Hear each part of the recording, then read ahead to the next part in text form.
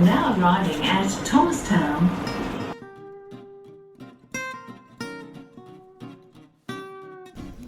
This episode of This Thomo Life is proudly brought to you by Yarra Plenty Regional Libraries, Thomastown branch. On today's program we have two young and bright students of Thomastown. Grace Newman and Liam Abel are siblings with a fascinating story to tell. I'm Dean Mirando, your host, and welcome to This Thomo Life, where you can share your Thomastown stories. I met the fantastic Grace and Liam through Kids Craft at the Thomastown Library. All the staff know them. They're great kids. They both love to create, Grace with a taste for all things horror, and Liam with an encyclopedic knowledge for Doctor Who. So here are Grace and Liam recounting their story. Well, what happened was me, my little brother Liam, and my mum went on a bike ride. So we were going uphill. You know how there's like that big deep hill? And when you go down it, you go like resume. We were going down that hill.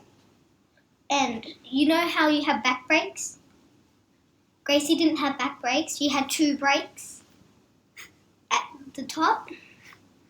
And she was only supposed to use one, but she used both.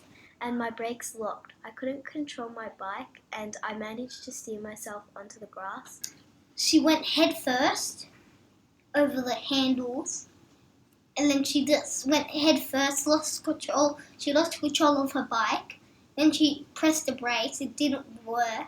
But I went over the top of my bike, and the edge of the brakes cut into my thigh and left a big gaping hole in my leg.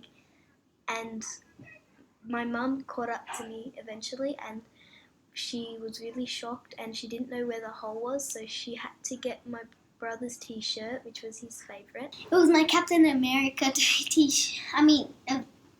Iron Man t-shirt, and I loved it. I got it for my birthday. We had to use his top to cover up the blood and apply pressure to my wound. Grace is on the ground with a hole the size of a 50-cent piece, or a standard handlebar, bleeding. Liam is bleeding inside. His most favourite t-shirt is now ruined. Because it was like the entire t-shirt was red, but the normal colour was yellow, but when, you know, there was too much blood, so it was like sinking in, and you know how you have sponges and they dry when you wet them? They go foggy. That's what happened to my t-shirt, but with blood. Enter the bike rider. Luckily there was a biker that came by and asked if we were okay. He offered to help us. It was a bike rider. I felt like she was being taken care of. I was on my own because my mum had to take the bikes home and put them in the garage, and then she had to get her car, and she had to pick me up on the side of the road, and she had to take me to the hospital. And the guy helped us, and yeah, we'd just like to say a big thank you to him. He just wanted to help us, which was really nice, and he kept telling me and reassuring me that everything was going to be okay, which was really nice of him. It's nice to know that strangers will help out. I think it's wonderful to see Grace and Liam refer to the man as a bike rider and not a stranger. Then we went to emergency. Yes, I had to go to the Northern Hospital in Epping to the emergency room, and they rushed us straight in, and we didn't have to wait in line, luckily. And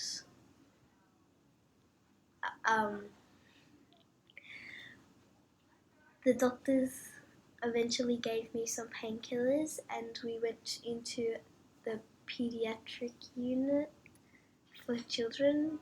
So I was still feeling a bit of pain, but the pain was probably a 7 out of 10. After the painkillers finally worked, it was probably maybe a 4. It was still really painful, and it was really cold as well. And I had a bandage that was just covering my wound, but eventually I got an x-ray, and the doctor said that I was all fine. There was nothing fractured or broken. but also to cover the wound permanently, they said that I could either get glue to glue it together, and they said that might not work, so I'd have to get stitches instead. Those were my two options. And the doctor that was treating me said that he thought that I was strong enough to get some stitches instead of just getting the glue, because it might not even work, and I thought that too. She got her stitches done. She got 3 stitches, 3 or 4. So then, but she had to have the sleeping mask on. She didn't feel anything because she had numbing cream. It tickled her, and she felt really nice and calm. So I ended up getting 3 stitches in my leg, and it was kind of painful. I wouldn't say kind of, because it was actually really painful. Because when he was poking and prodding it, and yeah, it was really, really irritating. And also, while we were there, my brother was really upset because he loved the t-shirt that I made him take off. The person that was in the waiting room next to me, the ward next to me, was really nice, and he offered to buy us some chips and some food and water, and my brother was like, oh yeah, I would love that. And then he's like, could I have some Doritos? Oh, could I have some of that Coke? And he was really yeah, my brother. Classic. Before the actual bike accident, Liam had a scary moment. I was just thinking that something bad, really bad will happen. I thought that I didn't want to go there because I thought something will go on that happened to me or Mum or Grace, and someone got hurt really badly. We rode up to the chocolate bridge, and it was a pretty far ride. It gave me sore legs, and kangaroos jumped over the fence, and I was right in front of them because they were in front and I was behind them, and it was so scary.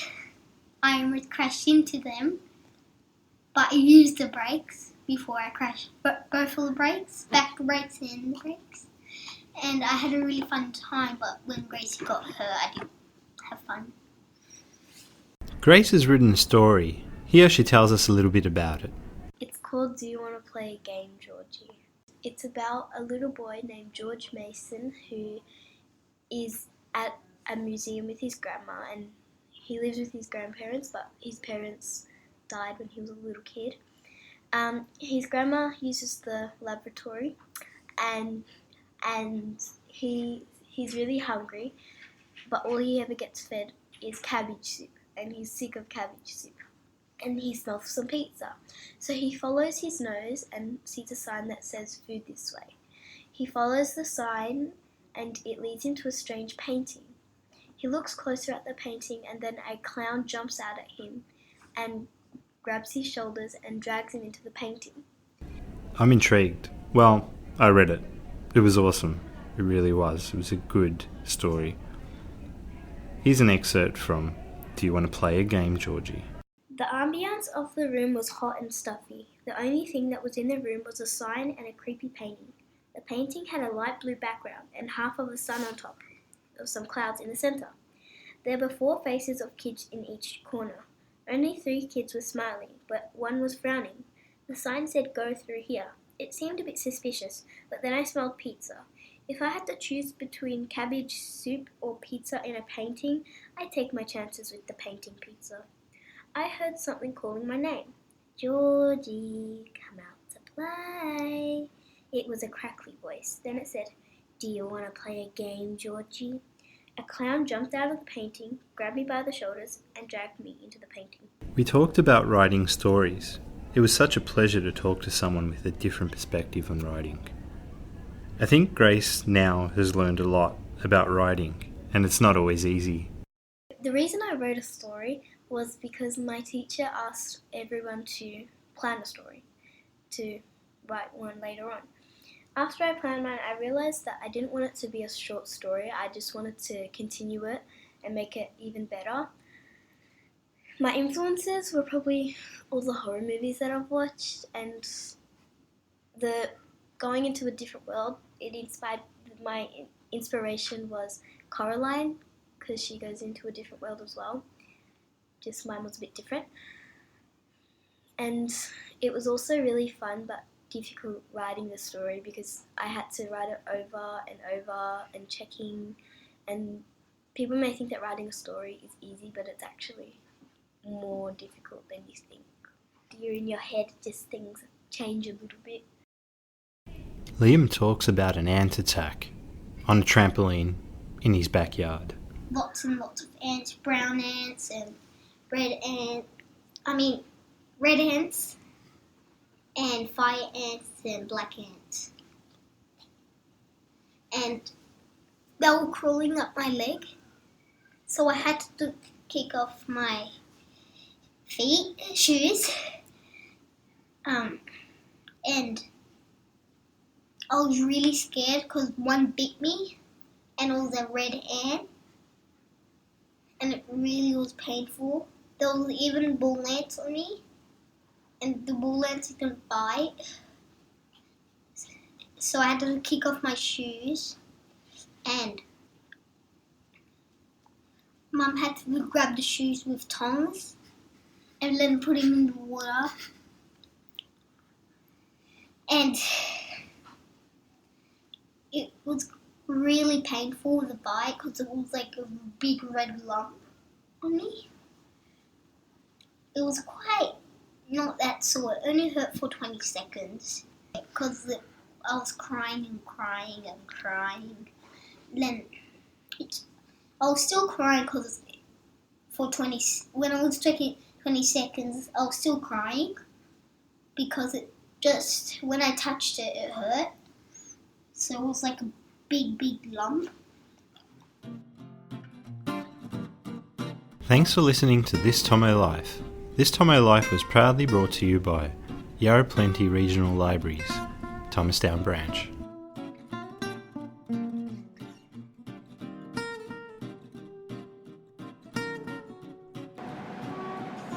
Departing Thomastown.